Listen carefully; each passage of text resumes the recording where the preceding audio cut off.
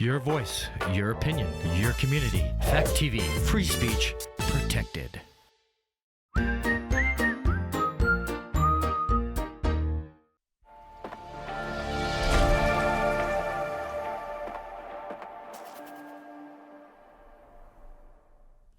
Hey, we're ready. We're ready. Hey, we did it on time today. My name's Chris Coates. Randy Filio. And this is Spotlight Keene. It this is where we talk about things that are going on in the community, in the city, on the state level, even around national, the world, and national, whatever we feel like. Pretty much. Talk about the space station every now and then. We'll go international.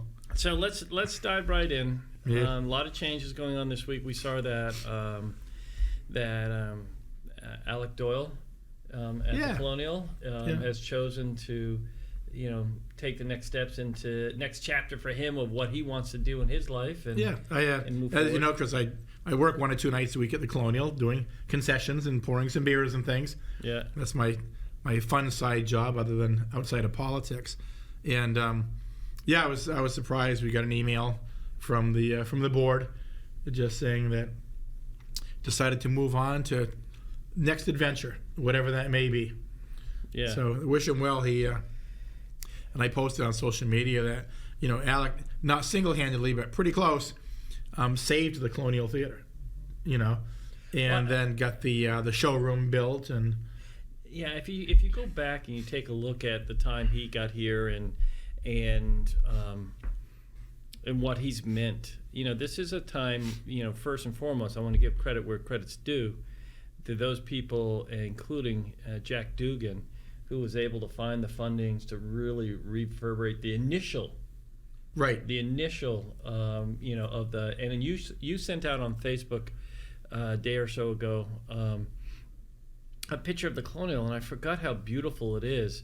And if you really don't understand how fortunate we are to have a facility like that, there are other places that are very nice, but they aren't the Colonial. They don't have the room space. They don't have the chairs, all that, all the campaigns they went through.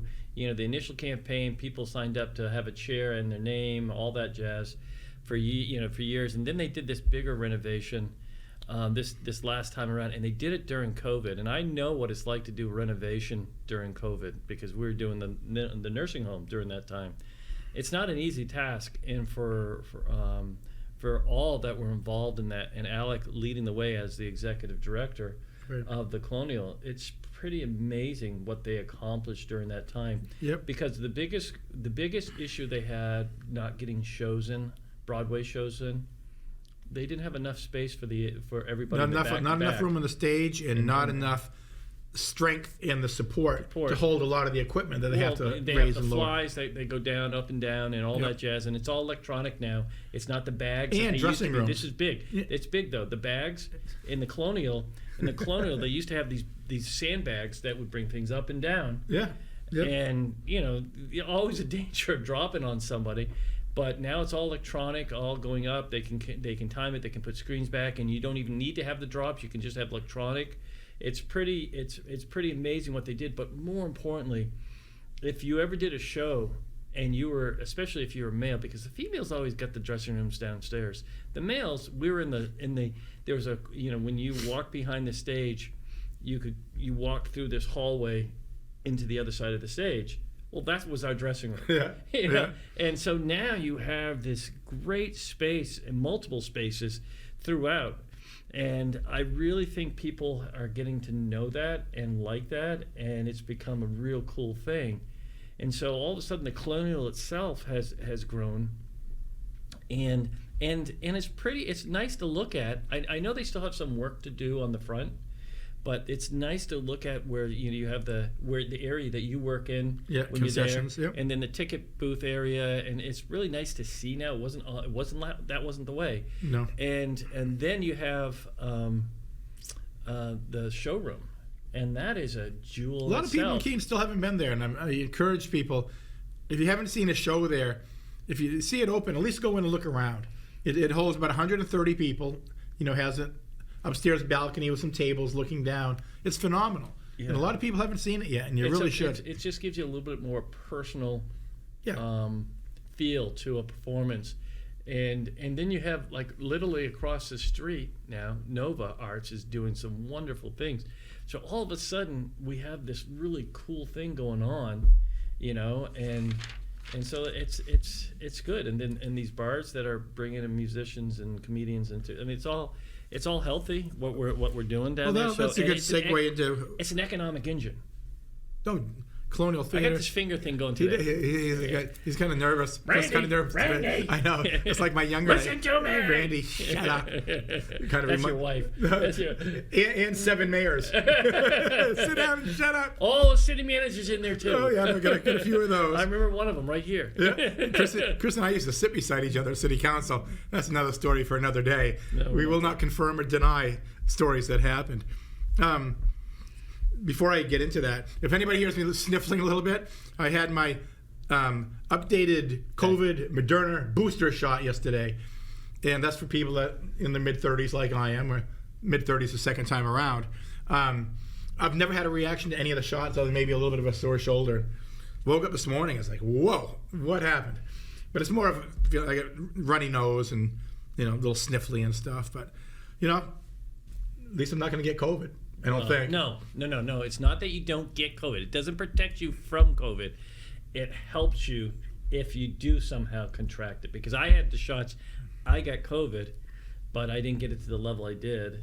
And they said a lot of that has to do with the vaccines you had. So that and you and I are. I know there's millions of people out there. What I just said will say that's not true. They don't know what they're talking about. Well, I don't care. That's my interpretation. We don't know what we're talking about, but it's our show. But I just know that. I mean, I've had all the vaccines up to this point, and I will continue when my doctor tells me what I think I should do. I think it's the right thing. It's protecting me well. Yep. They were saying 60 and over. If your COVID shot is beyond 6 months, they just recommend. Especially, I got to go. I got to go into the nursing home. I got to go into the Department of Corrections. I got to go into other places where there's a lot of. So the nursing home, you're going to go there because you're of the age you should live there. And the House of Corrections, we won't talk about that. You didn't mean to do it. Well, anyhow. So, well, talking about stuff going on, let's kind of segue into that. One of the things we've been talking about on a positive side is how many downtown events are starting to come up again. For years we had a lot of events. And then they kind of tapered off. And then it was just Pumpkin Fest. And then that got too big. And we were talking about this the other day, and I just made a list of things that are coming up. Actually, this Saturday is the Upper Ashwillet Canoe Race, which is kind of cool, down at Ashwillet River Park. 11 in the morning. If you want to see some fun, go down there and watch these people bang those canoes down the river. That's a good one. That's this week. And things coming up. Well, that's like Peter Heed. Peter Heed is famous for that, man. Saw him practicing the other day. And those canoes are not canoes. Those things are rockets. They're slim. I don't know how you stay balanced in them. Nope, I'd drown. Yeah. Nope. Be right upside down. Yeah. Be just like the submarine I used to be on, underwater. I'd love to have the city of Keene do someday? What? Build a walkway that goes from Ashwillet Park all the way down to Keene State College. Wouldn't it be nice to walk along the river? I was in Frederick, Maryland. Oh yeah, I'm trying to picture where you're talking about. Yeah, we'll probably need some county funds for that, but we'll work on that. Yeah, no, but wouldn't that be cool if we could? Yeah, a path, a walking trail, a nice paved walking trail. I'll tell you, in Frederick, Maryland, they had like a little canal that went through, or it was a river that went through, and then they made it into a canal. Mm-hmm. I guess a canal is when you put in walls. That's what I was told. Okay. And so they built a canal, and it's just beautiful. It's a walkway. They have some businesses that have come up from there, and it's been a real boon to the community. Yeah, that's a good idea. I have to bring that up. There's always I come up with good ideas. You sometimes. do. We just need the money. But if anybody can get it, it's our former Parks and Work director. Yeah. Is now assistant city manager. Yeah. Yep. All kinds of sirens going out there. Sounds like somebody's busy. No, it's honoring us. Well, I don't think there's any. From what I've heard, doesn't sound like there's much left on the station. Yeah. So that's this Saturday. A new one that's coming up for downtown is right around the corner, Sunday, May 5th, Cruising Main Street. And Chamber of Commerce and Monadnock Ford are putting that on. Going to be a classic car show downtown. And that'll be hopefully an annual thing, and that starts. That's in partnership with the Monadnock Collaborative, right? I know Lucas said that they were partnering with it, but it's really it's really Monadnock Ford. Yeah, it's really Monadnock Ford. It's just something. It's bringing back something that used to be. Yep. Yeah, we used to have that. That's why I don't want to see the central the parking on the middle of the street to go away. Yeah. And not just for this event. I just think it's dumb overall. Yeah, well, but I was in the minority, but I agree with you. But anyhow, so that's coming up May 31st, Keene Art Walk. Taste of Keene, June 1st. Swamp Bats home opener with fireworks, June 5th. Kenai graduation, June 7th. It's not downtown, but you know what I mean. Then the 4th of July, which is actually the 3rd of July. Then we have the Music Fest in August. The Keene Wizarding Week, and that's gotten big. That's quietly gotten big, the Keene Wizarding Week. That's in July. And most importantly, the class of 1974 50th high school graduation reunion. Yeah. And it's amazing because I'm only, like I told you, were you in my sister's class? I'm only in my 30s. If she was in 74, then I was. Wow. I think she was 74. Yeah. I think she was. But, you know, she was kind of quiet and well-behaved, so I probably didn't know her that well, you know. Yeah. So, and then the Keene Pride Festival in September, Pumpkin Fest October, and the Mana Film Festival in October. So, and I'm sure there's going to be a couple more things added in. So a lot of downtown events going on. And then you talk about all the shows the Colonial Theater is doing. I actually worked this Friday and Saturday night for events. Colonial. What is it this week? Friday is the dinosaur show. Yeah, that's a kid's show, right? Yeah. And then Saturday is an Eagles tribute band. Ooh. And they're phenomenal. Yeah. And both are selling well, so get your tickets. And then coming up, I'm actually going to Manchester, the Palace. Is it the Palace Theater? Palace Theater, yeah, in Manchester. To see the beautiful Carole King's show. I'm hoping that comes to Keene. Switching back now to the Colonial Theater, there'll be a new director coming in. I guess they got somebody interim coming in to fill in for a little bit while they do a nationwide search. So, and they have an interim director that comes in, covers for that period of time, right? And then they do a nationwide search, and remember when everybody does a nationwide search. Everybody, the city of Keene, when they look for the next fire chief, will do a national search. Yep. Doesn't mean you won't hire somebody locally. Alec Doyle was a local kid. Yep. And they did a national search then too. So it's like, it's the best person for the job that they're going to look for, and so I'm excited to see what happens there. I mean, I could get the job. I've been on city council 25 years now. I'm one of the best actors out there. You know, they could just. You need hot air. Yeah, you get that. 2 for 2. Yeah. 2 for 2. We're looking good.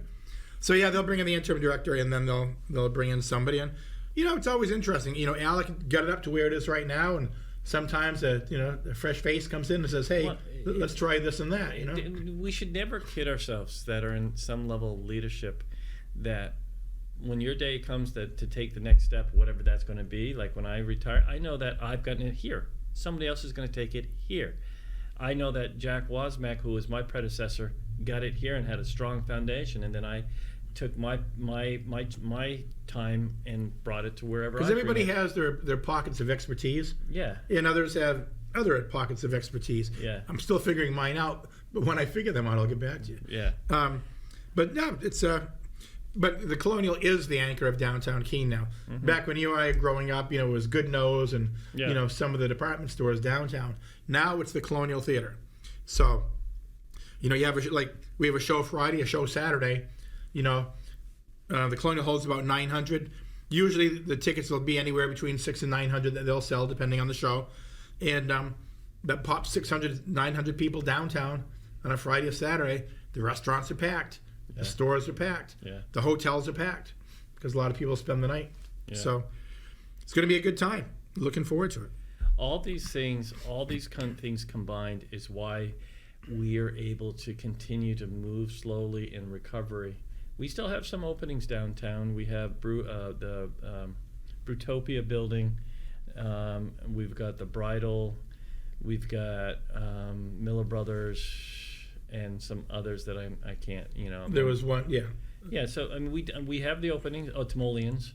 That whole building. That whole building. That building has to be sold. That's not just filling in a spot. They want to sell the whole building. Right, and so that, I mean, there is some opportunity. Yeah, I don't, and you know, but I always also, like when people say think something should go downtown. You know, or when people talk about spending somebody else's money. Yeah. Hey.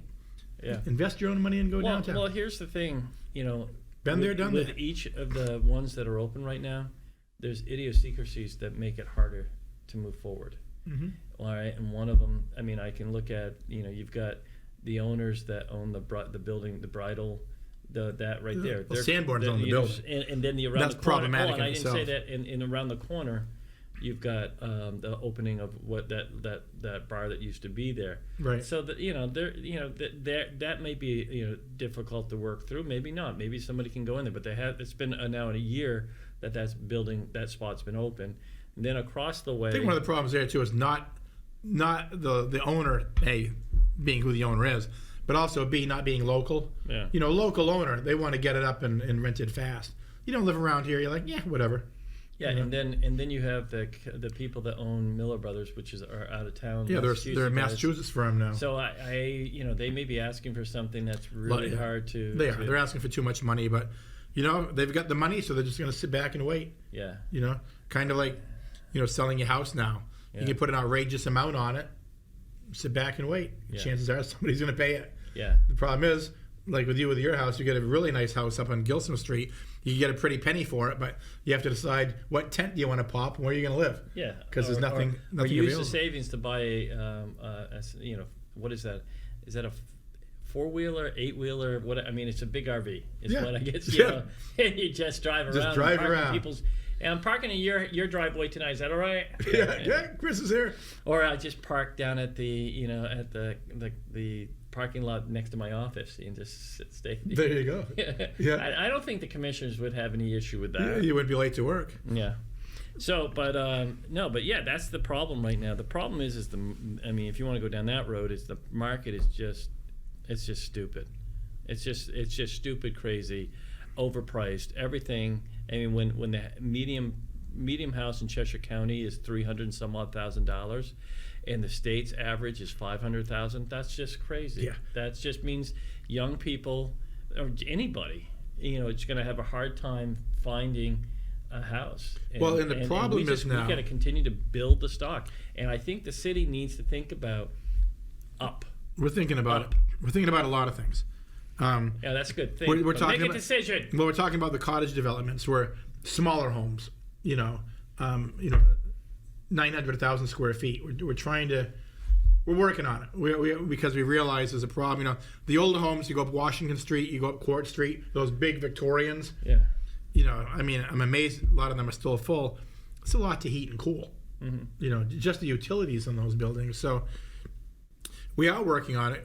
Of course, one of the issues now is, and as you know, people are buying these homes for, well, you said $350,000. They're paying cash. They're not from this area. But because people can work from their laptops now, people are coming up from New Jersey, New York, Connecticut, where they make a hell of a salary. Mm-hmm. And they're still making the salary, but they move to New Hampshire. The home here costs $350,000, $400,000, be $1 million home where they came from. So they'll overpay $50,000. They don't care because they're looking at it as, what a bargain. Mm-hmm. So they pay cash, work from their home. You know, it's different now. And they're the ones that are buying all the homes and pushing the market up because New Hampshire does not have the salary wages that a New York and a Connecticut and some parts of Massachusetts have. So they're coming up and they're forcing the market prices up. So your average person working in New Hampshire now can't afford a home. Mm-hmm. I mean, you probably think about what you bought your house for and what you could sell it for now.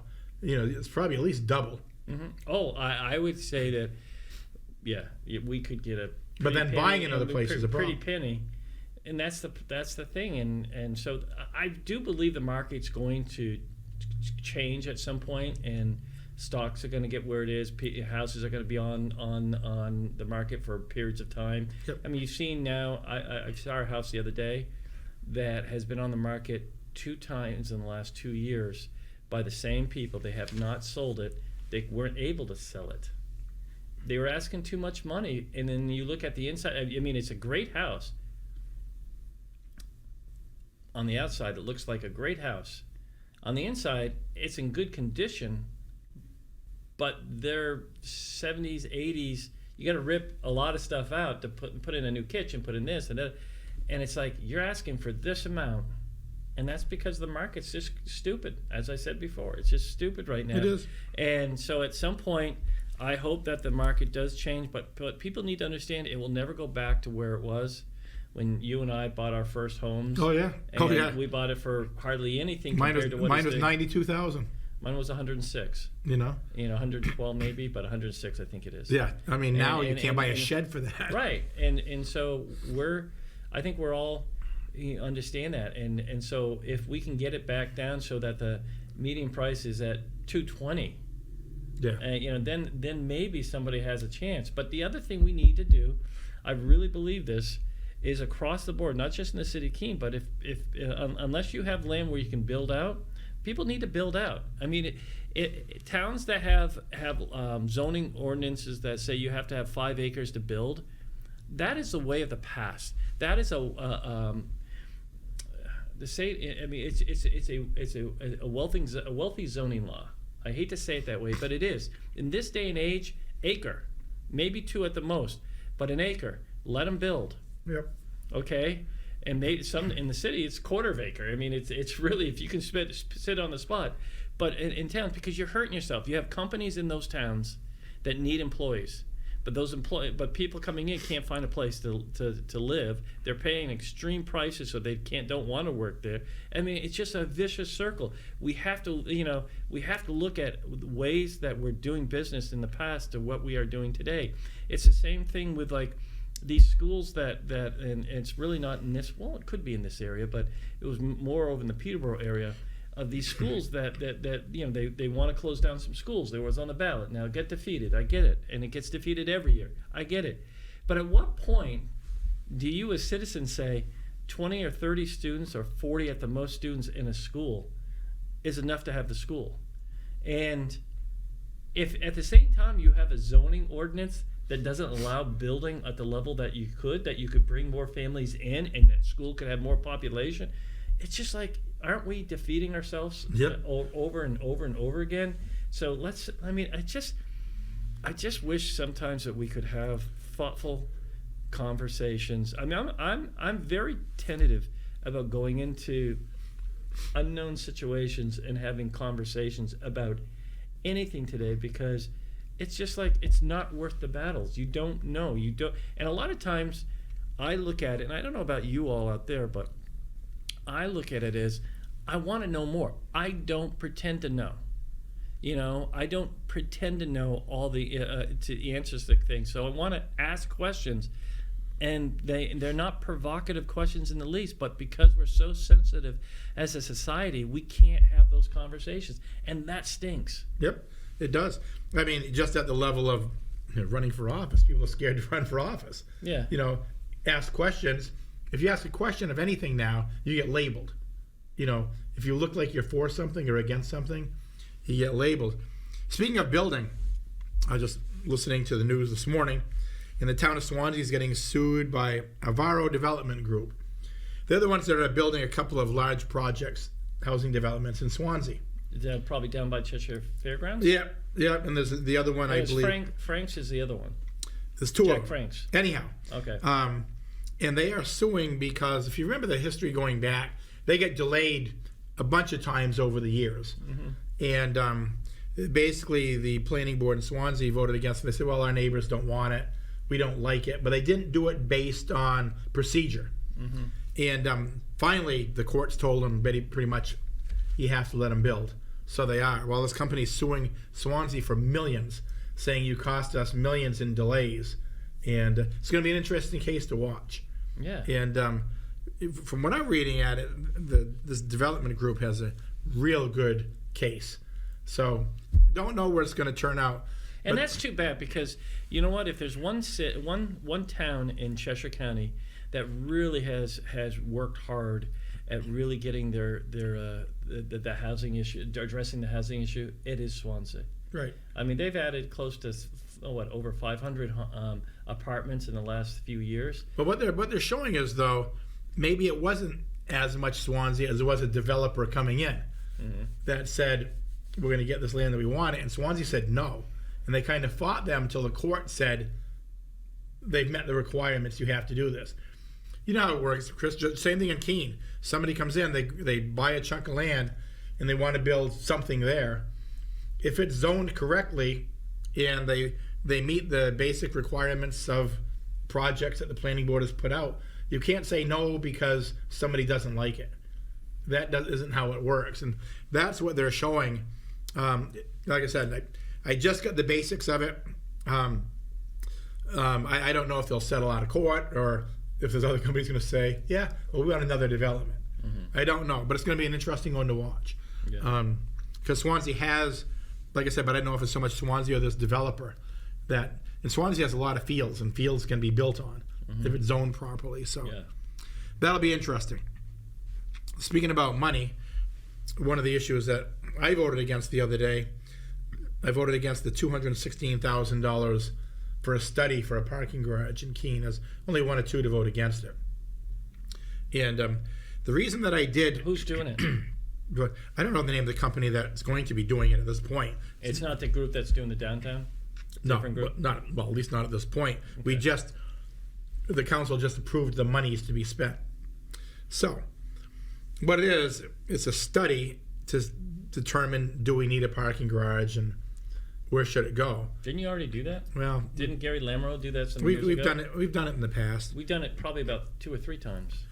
Well, that's what I went back and I was looking at the history when I first got elected back in 1992. And some of the comments we were talking about parking garages. And one of the issues that we talked about back then was, by the time we hit the year 2000, 2010, we figured our population was going to be about 30,000. That's not happening. Still 23,000. Now here we are in 2024. Still 23,000. In my opinion is in 2030, probably still about the same. Probably be a little bit more. We'll have, my whole point was... It won't be more if you don't build more. Well, the $216,000 study was for, do we build a $14 million parking garage with 400 spaces? So I'm looking at it, and even with a 10% population growth, which I think is reasonable to think about, do you really need a 400 car parking garage? Or it'll probably be Gilboa Ave, and they're both private. The property's down there privately owned. So at some point, the city's going to have to ask to buy one of them. And with the exception of going to eminent domain, which I don't think we'd win on that because we have to really prove a need. We'll have to negotiate with one of the landowners. Well, my opinion is, instead of a 400 car parking garage for $14 million, could we just put in 100 cars at street level? In other words, just a big parking lot to add an extra 100 cars. And I think that would cover it. That was my opinion. Now, I wasn't saying that maybe down the road they'll prove me wrong, but I was saying let's hold off on that $216,000 and let's look a little bit down the road and see if we really do need it. My gut feeling on this is going to be, and this is my personal feeling, is going to be a wasted $216,000. Just my opinion. So I voted my conscience, and I voted it based on our history since I got on back in 1992. I just don't see the need for a 400 car parking garage. I don't know if we need a 400 car parking garage. I don't know if we need a 200 car parking garage. I know we need a parking garage. I do believe that. I do believe, especially for those people that live downtown. I get asked all the time because of our Latches parking lot, because there's no parking downtown for people. Does rental. The county still own that parking lot? Yeah. Damn it! Build a parking deck. The county county has the money. Yeah. Well, big. Yeah. What is that going to be, like 20 cars? No, that if it was a bigger project or something that part of with the city, maybe we could look at it. But that might be. But I'm just looking for let's start with people downtown first, and then the workers, if they had a place off street where they could then walk to work, which was an expectation of the employer, because I'm also getting those asked too, because they have employees that have no place to park all the time. We're getting those. So there is some level of need for those type of things. But I also think you can get really, if you think about it, you could build a mixed-use building attached to that building, and you could put apartments in there, and you could put other things that pay rent, and all of a sudden you've got some revenue coming in that helps pay off some of that, along with the rental or with the spaces being rented out. I think that we need to look at places around us like Concord. I love what Concord does. All I have to remember, like if I go into a parking garage there, is the number in front of me. All right, there's a plate, a 4-number plate, and then I go downstairs, I hit that into the thing, I pay my thing, and I'm done. I don't have to remember my license plate, which is really probably people like, well, you don't remember your license? I don't remember my birthday. Come on. But I just think they have some things up there that I really like their processes. But I do believe we do on some levels. But I also think it shouldn't be about, it should be, I wish we were spending more money on more of an initial design than we were on a study. I think a study, to me, has already been done. I think there is a need that's, again, I was on the council. We were looking at Cypress Street. Yep.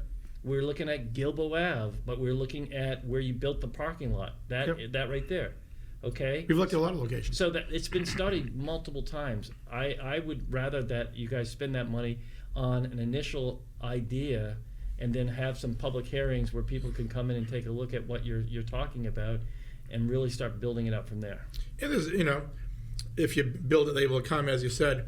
And the only one that voted with me on that was Bobby Williams, and we disagree on things and agree on things.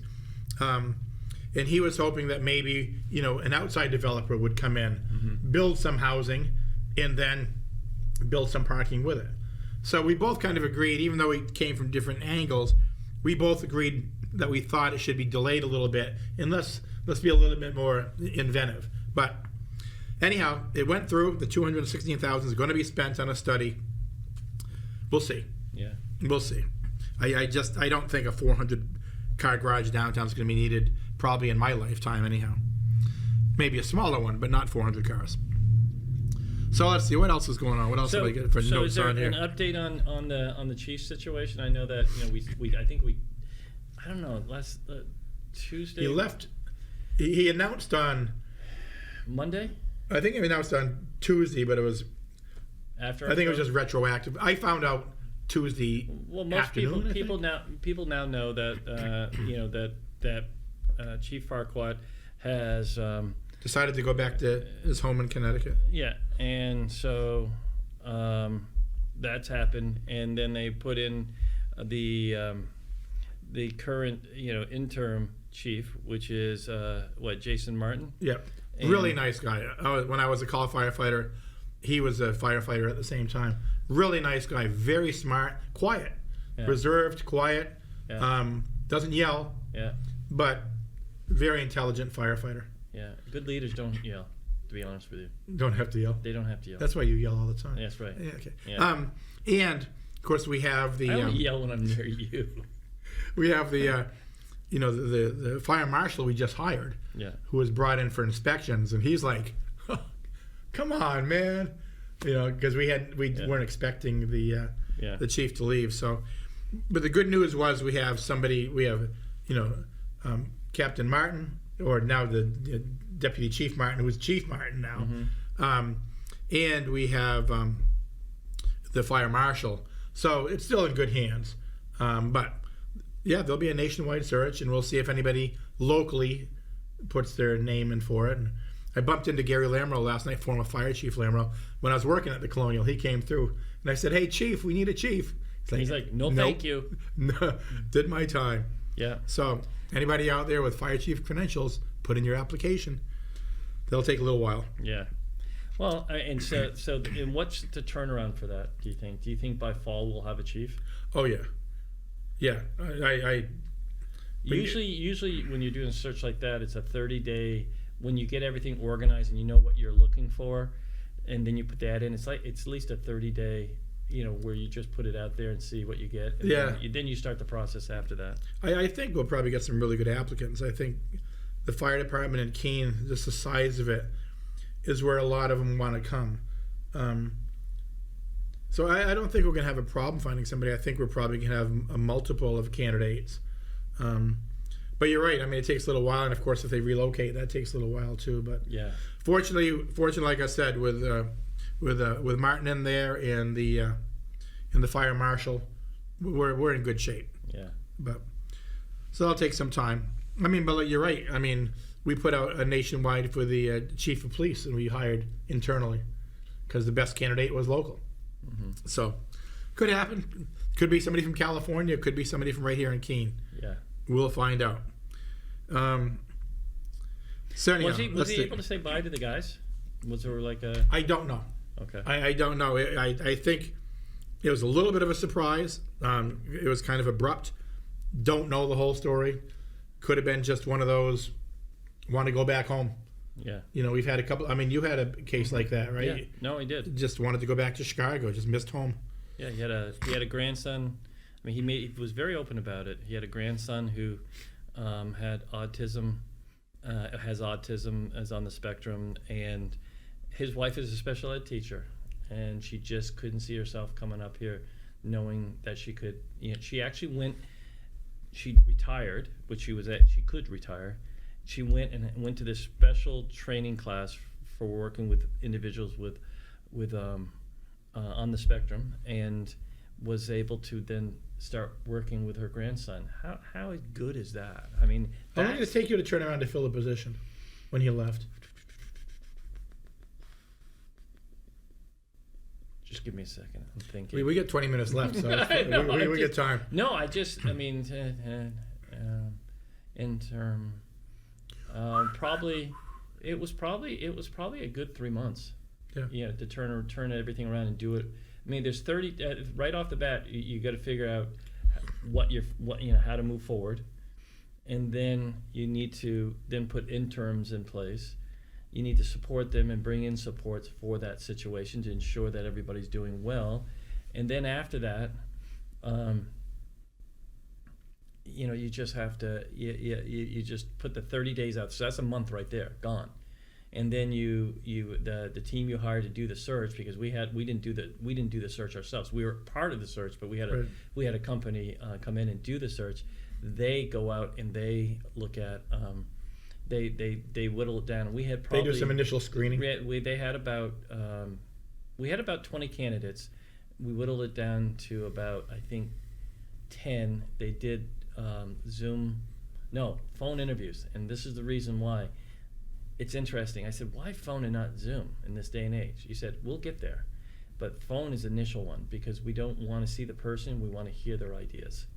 I'm like, okay. It's like a lot of times you're looking at the individual and not seeing what they're saying. And so they did that. They whittled it down to 6.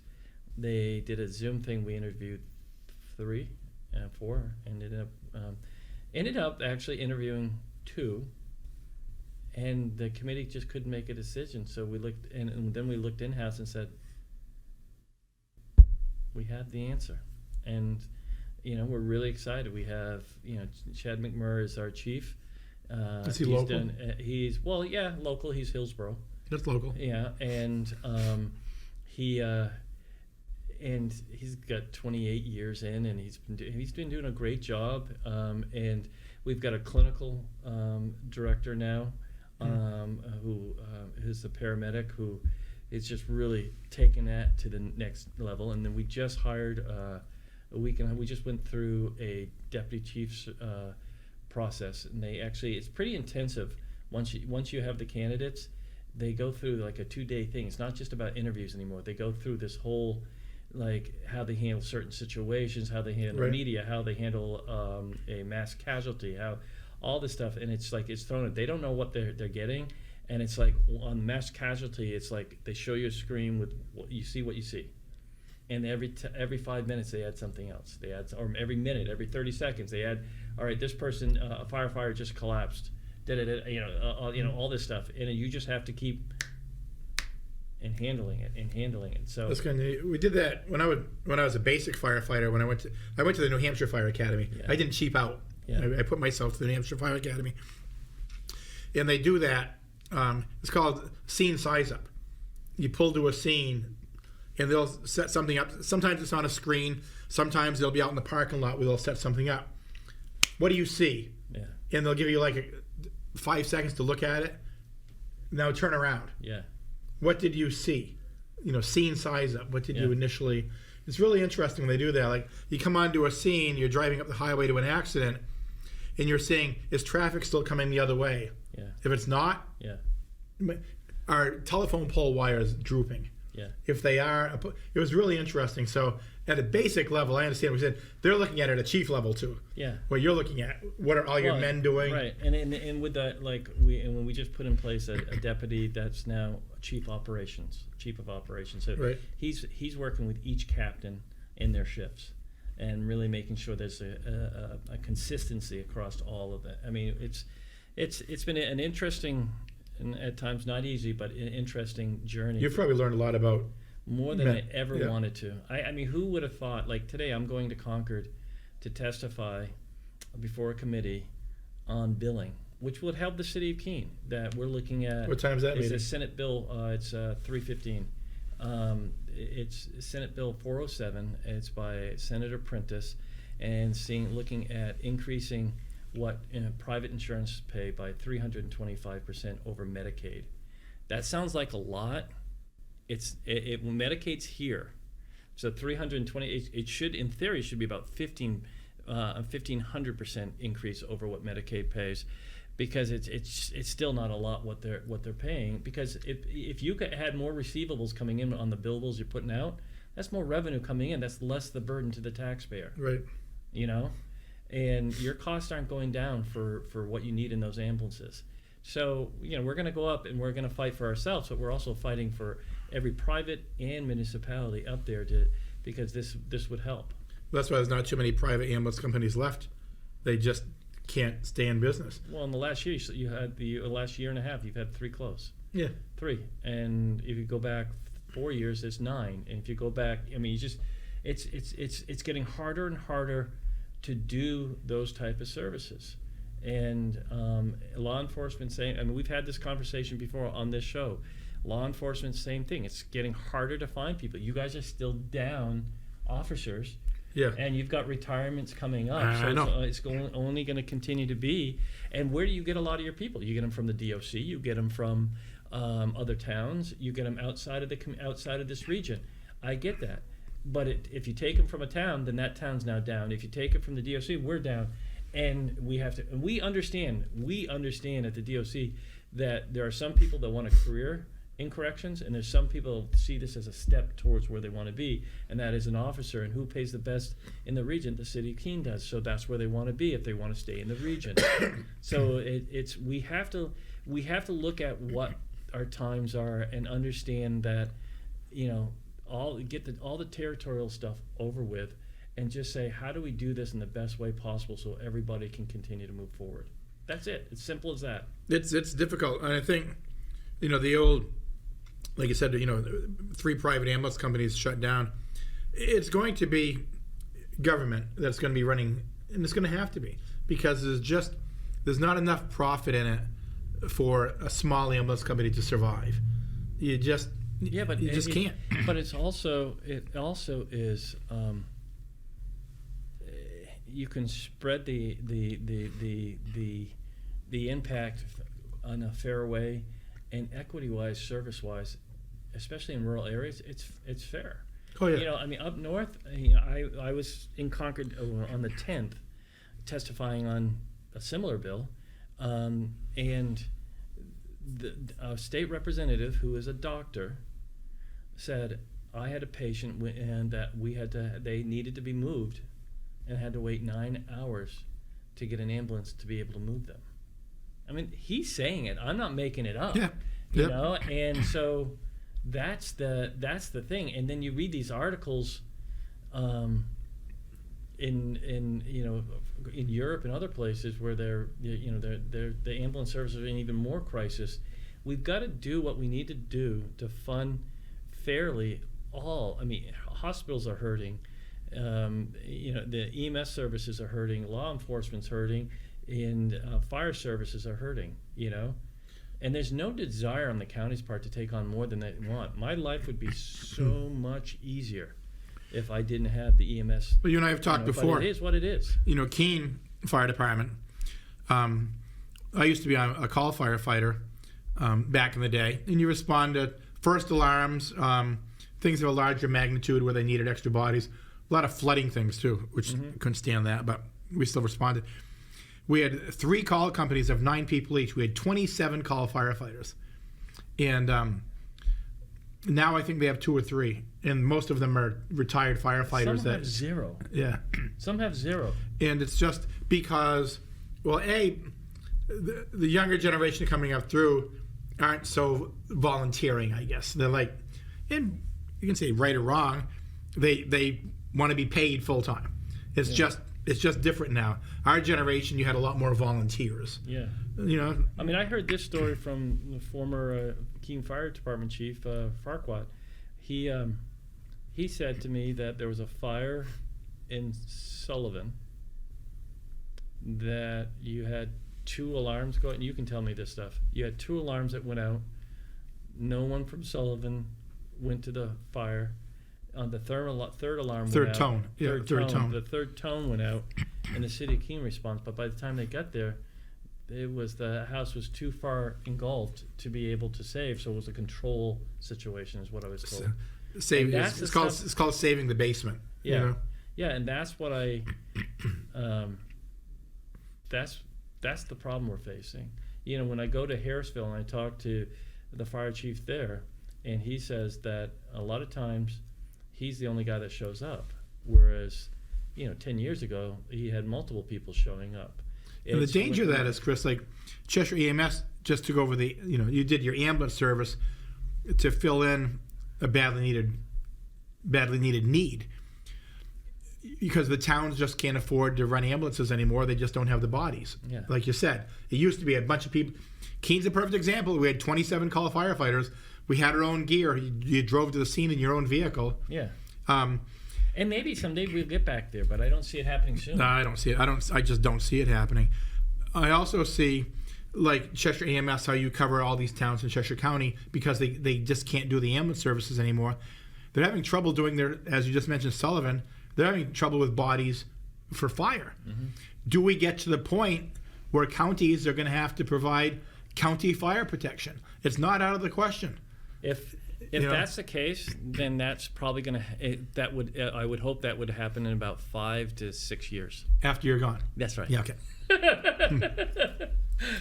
No, I mean it's a reality. No, because Keene can't be. The towns have a backup right now. It's called Keene. Yeah. And this just can't keep happening because almost every day, Keene finds himself shorthanded. Like a few minutes ago, we heard a bunch of the Keene trucks go by. Yeah. Chances are it's pretty much committed everybody. Yeah. And now, a small town calls for somebody. So, but this is what happens. What people don't understand is this is what happens.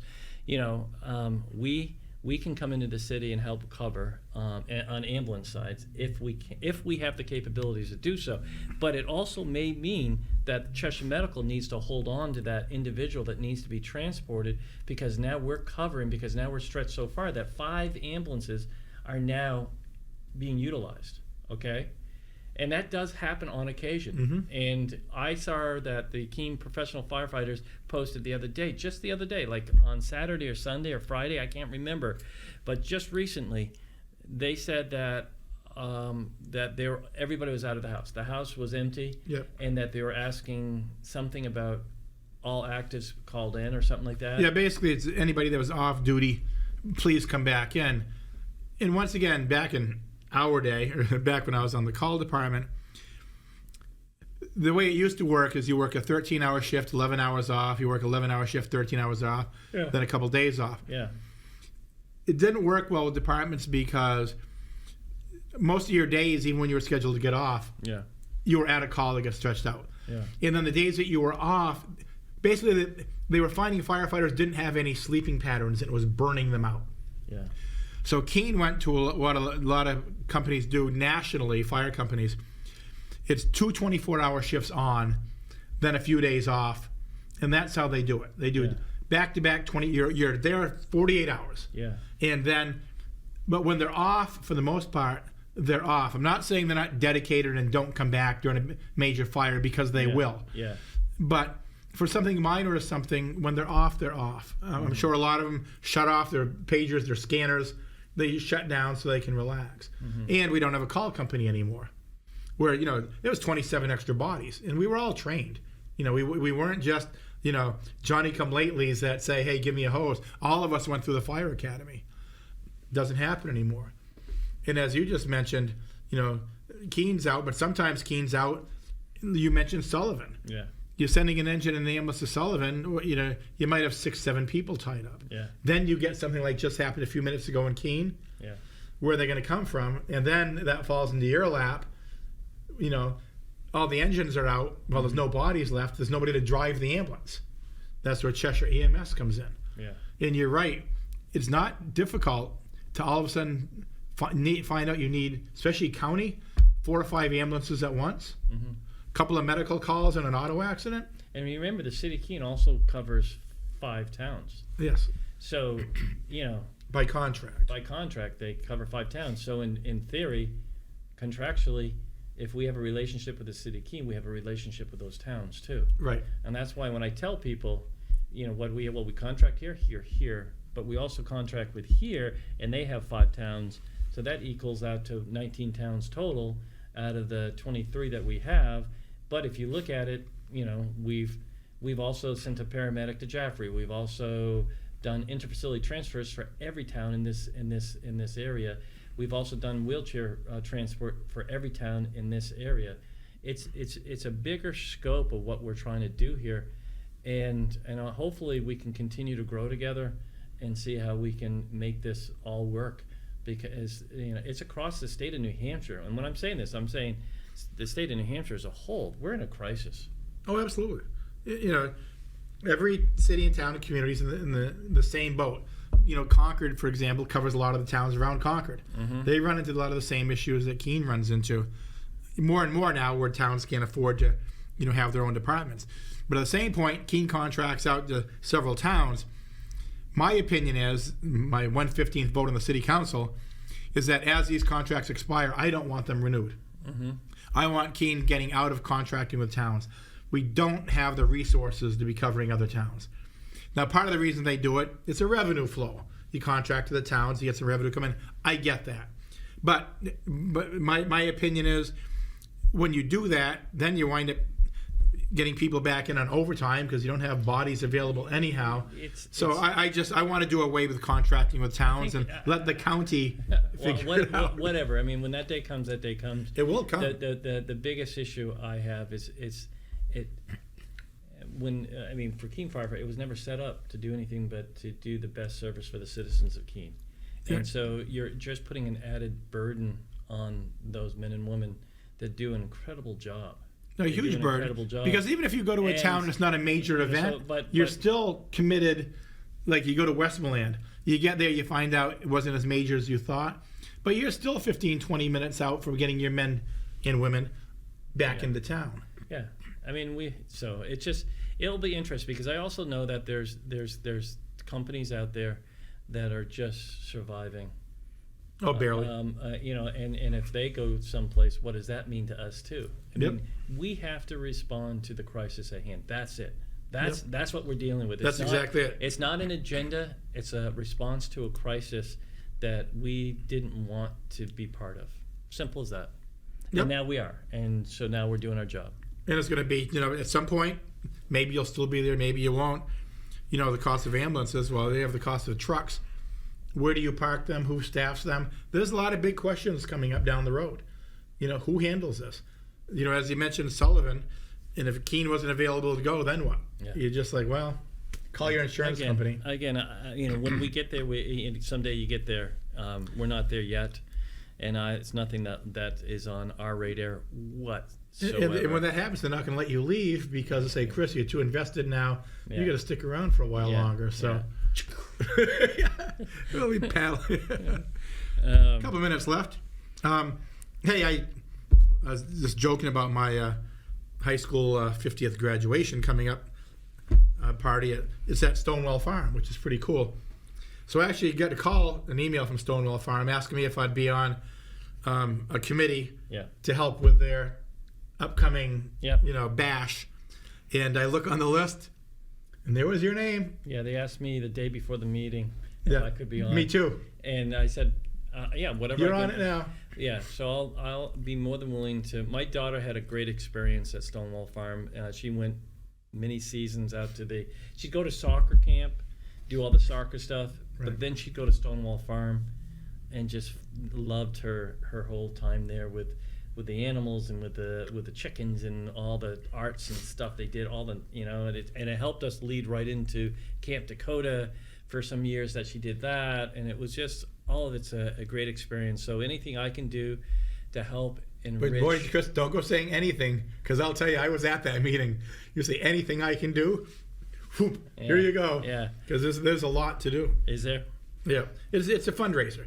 Well, and my thing is I make a complete fool of myself every year for MoCo. Every year? Every year for MoCo. Every year? All right, all the time.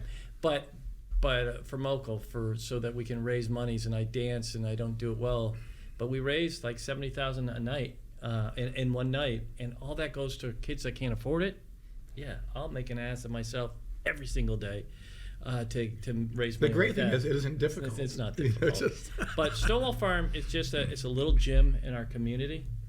Absolutely. A big gym in our community. It's sort of like we have so many of these that, I look at the Keene Sentinel, and people, don't understand how important that paper is to our community as a whole. Yeah, we don't want to rely on Manchester Union. Whatever form it is, whether it's electronic, you get it, whatever. It's such an important thing to our community. And then you've got the Colonial Theater that we already talked about. You've got Keene State College. It all makes this area what it is. You know, our little valley. Yeah. Our little swamp. Yeah. Which is what Keene is. We're just a little swamp. We got about 13 seconds. I want to thank everybody for listening. We'll be back next week with another show of Spotlight Keene. I'm Chris Coates. I'm Randy Filio. Have a great week. See ya.